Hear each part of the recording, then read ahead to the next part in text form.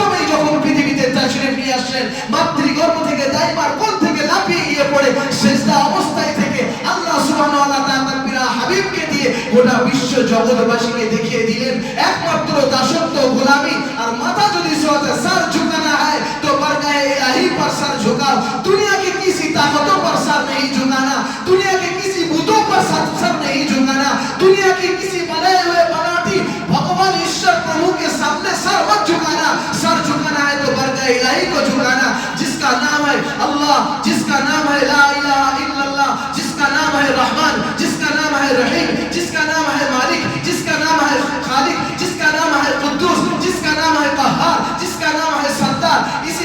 এরকম ভাবে আল্লাহ রাসূল সাল্লাল্লাহু আলাইহি সাল্লাম পৃথিবীতে এসে প্রথমে মাটি স্পর্শ করে সিজদা দিয়ে গোটা বিশ্ব জগৎবাসীকে জানিয়ে দিল সমস্ত শিরকিয়াতের অন্ধকার দূরীভূত হবে, সমস্ত মুশরিকরা দূরীভূত হবে, সমস্ত নাফরমানি মুছে যাবে, সমস্ত রকমের বুত পরস্তি আল্লাহ বিরুদ্ধাচরণ শিরকিয়াতের দরজায় লাথি মেরে দিয়ে খোঁড়া মেরে দিয়ে তালা বন্ধ করে দিয়ে আশহাদু আল্লা ইলাহা ইল্লাল্লাহ জয়গান স্লোগান দিয়ে আল্লাহর হাবিব সিজদা অবস্থায় গোটা পৃথিবীকে সেদিন তাকিয়ে দিয়েছিলেন, দেখিয়ে দিয়েছিলেন যে আল্লাহকে এক, আল্লাহকে মেনে নিতে হবে। আমার আবির্ভাব হওয়া, আমার তাশরীফ নিয়ে আসা, আমিনার জরা চিহ্ন কুটিরে আসা, আমি পিতৃহীন অবস্থায় পৃথিবীতে এসেছি, আমি এতিম হিসেবে পৃথিবীতে এসেছি, আমি কোনো মহল্লায় আসিনি, আমি কোনো বিল্ডিং এ আসিনি, আমি কোনো অট্টালিকার মধ্যে আসিনি, আমি একটা